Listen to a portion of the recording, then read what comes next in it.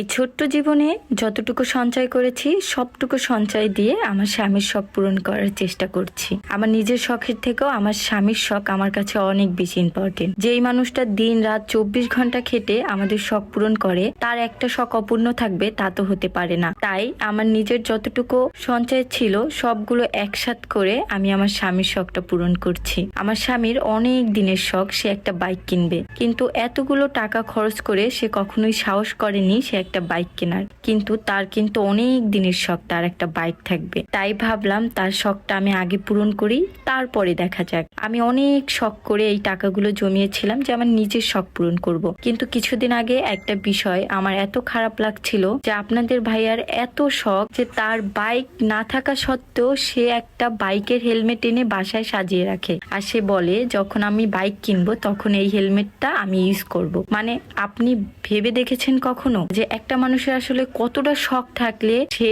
Bike না থাকা সত্ত্বেও একটা হেলমেট এনে সাজিয়ে রাখতে পারে? যাই হোক, তাই